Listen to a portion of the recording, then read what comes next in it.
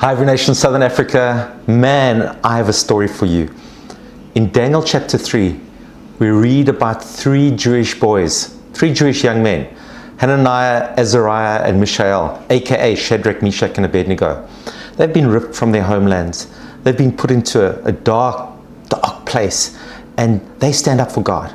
And in Daniel chapter 3, they are called out by the king because they're not worshipping, they're not bowing down to the statue that he'd set up. They call before the king and they say, "King, we're not careful in this. Our God will deliver us. But even if he doesn't, we will not bow down." We know what happens the rest of the story. They get cast into the fiery furnace. God doesn't save them from the furnace, but he meets them and he saves them in the furnace. He's the fourth man in the fire. And so today I want to talk to you about not God saving us from, but God saving us through the fire that we go through. 2 weeks ago, I was going for a very early run in the morning. It was pitch black. Just before I left, I heard a whisper. I never think about security. I never think about safety. I heard a whisper, and the whisper was this: run on the road, not on the mountain. Now, to my shame, I ignore this, and off I go. So I'm running up a trail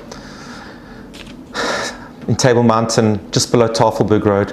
I'm running up to a place called Dead Man's Tree, and we'll come back to that.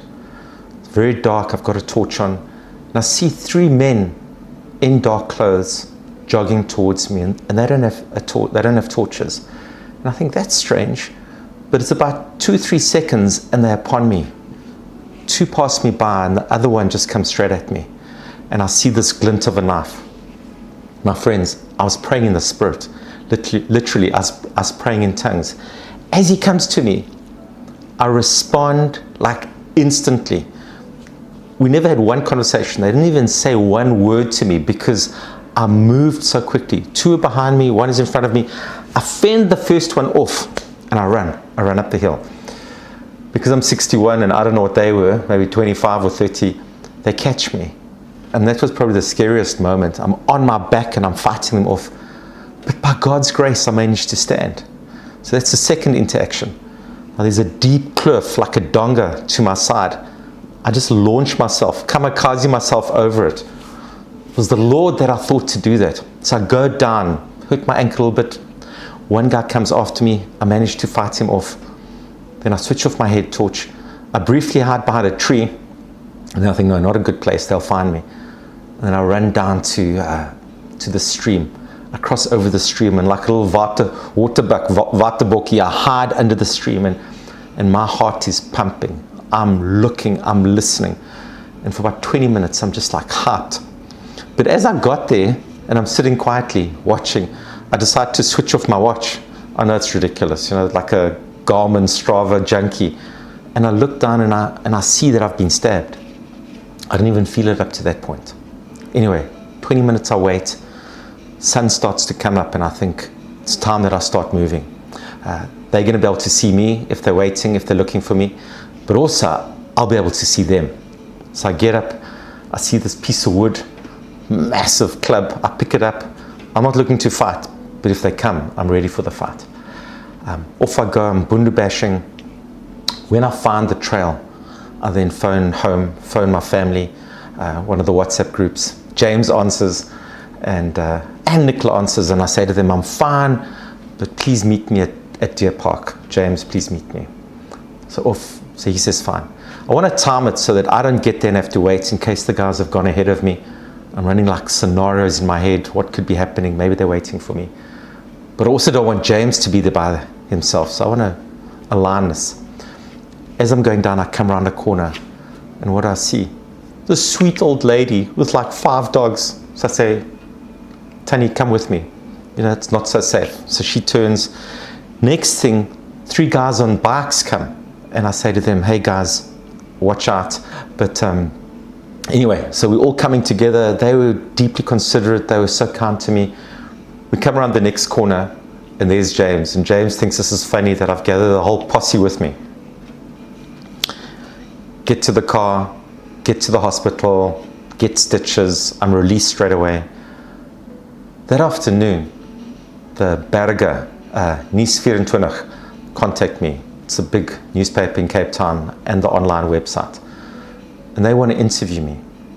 So I take the interview, I take the call, and I say to them, you must glorify God in this. You must quote me directly. I've got this opportunity.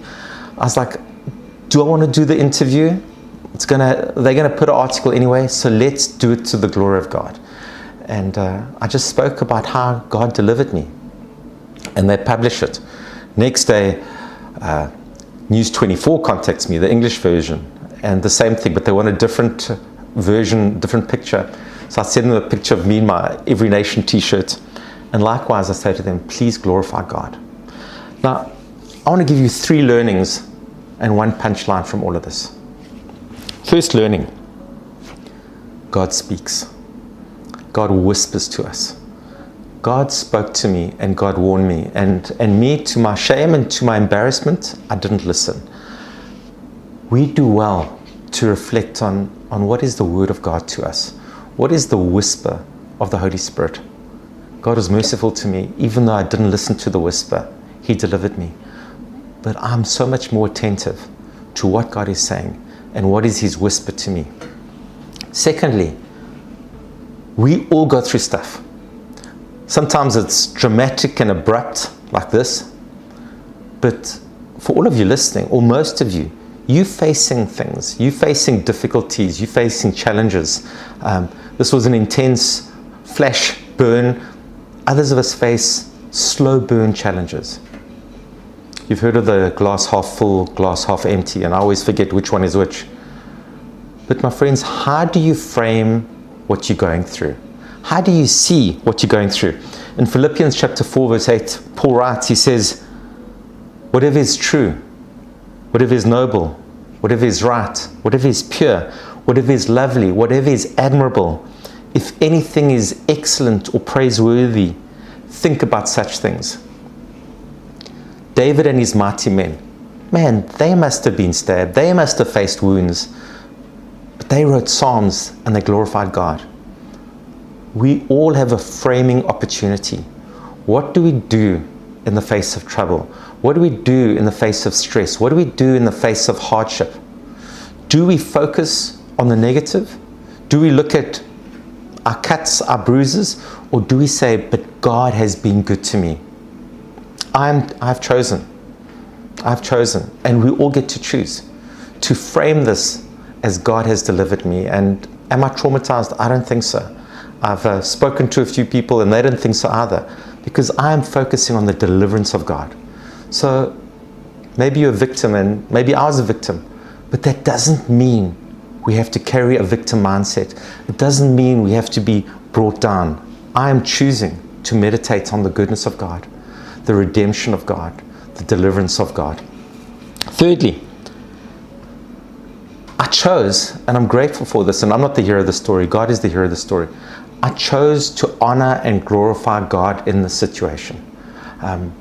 And tell the newspapers, this is the testimony. What are you going through? Are you glorifying God in the situations that you face yourself? Are you seeing how you can honor Him as a husband, as a wife, as a single person, as somebody who's employed, as somebody who's unemployed, as a student, as somebody who's facing difficulties, somebody who's needing healing, somebody who's needing financial breakthrough? Will you honor and glorify God in the midst of it? Because as we do, as we honor Him, He blesses us. Friends, I told you at the beginning of the story, I was running up to Dead Man's Tree. Now, this attack happened by a bunch of trees, and I thank God that I didn't die. But Dead Man's Tree is an interesting one, because there is a tree and there is someone who died for us. There's a dead man's tree, and that's Jesus. He paid the price. He gave His all. He died so that we might live. And you know what? There is life post Dead Man's Tree. There's a glorious mountain. I don't know what you're facing. I don't know your need. But friends, we look to Jesus. I thank God that I was praying in the Spirit, because I was ready. In 1 Peter 1 verse 13, it says, prepare your minds for action. I'm so glad that Jesus delivered me. He delivered me from this attack, but so much more than that. He delivered me from my sins. He delivered me from my failings. He delivered me from the stupid mistakes that I've made. And He's given me life, and life abundantly. And this, brothers, this, sisters, is for you too. Because of Jesus, because of Him, because of His tree, that He died, that He was the dead man, we have life, and life abundantly. So, listen to the voice of God. Choose to honor Him in everything. Third, frame everything from the perspective of the goodness of God and what He has done. And then last of all, remember Jesus. His deliverance, His power is available to you. God bless you. But the story that I mentioned at the beginning ends with these 3 Jewish boys encountering the Son of Man in the fiery furnace. Maybe Jesus hasn't delivered you from the fire, but maybe He's delivering you through the fire. They came out unscathed. Their ropes, that which was holding them back, was actually burnt off, and there was no smoke on them. I pray for you in the midst of your challenges, when you are going through fire, as you are going through fire, that you would look to Jesus and that you would find Him in the midst of your fiery trial. God bless you.